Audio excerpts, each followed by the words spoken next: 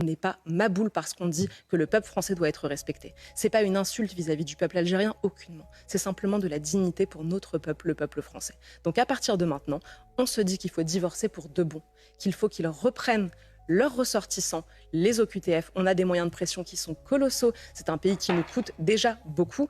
Et j'aimerais juste finir sur cette phrase. On est censé avoir divorcé avec l'Algérie en 1962, sauf que le problème, c'est que c'est nous qui avons eu la garde des enfants et qui continuons de payer la pension alimentaire. Salah Knafo et son discours concernant les OQTF. Je vais dire des vérités qui vont déranger beaucoup de personnes, surtout les politiciens de la droite. Ce qu'il faut savoir, c'est que 95% des OQTF, c'est des personnes qui ne sont pas dangereuses. C'est des personnes qui ont déposé une première demande de titre de séjour. Ils ont voulu renouveler leur titre de séjour et par la suite, ils ont obtenu une OQTF. 95% des OQTF ne sont pas des gens dangereux. Ce qui est normal. Ok.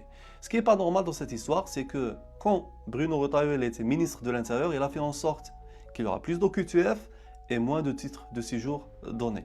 Le problème qui se pose dans cette histoire, c'est que Bruno Retailleau, avec sa circulaire Retailleau, il a demandé 7 ans de présence pour les étrangers pour faire une demande de titre de séjour. C'est-à-dire 7 années de travail pénible, 7 années de cotisation sans avoir l'aide médicale d'État, sans avoir le chômage, rien de tout ça. À la fin, ils obtiennent une OQTF sous prétexte que c'est une appréciation du préfet. Je suis d'accord avec vous, c'est la loi, on respecte. On me dit souvent que la France, c'est le pays des droits de l'homme. C'est bien, je me sens chanceux d'être en France.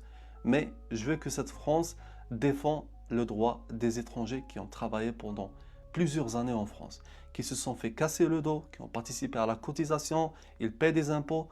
En parallèle, ils n'ont aucun avantage. C'est des personnes qui participent à la retraite de vos papis. 95%, c'est des gens qui travaillent. 5%, c'est des délinquants. On ne mélange pas tout.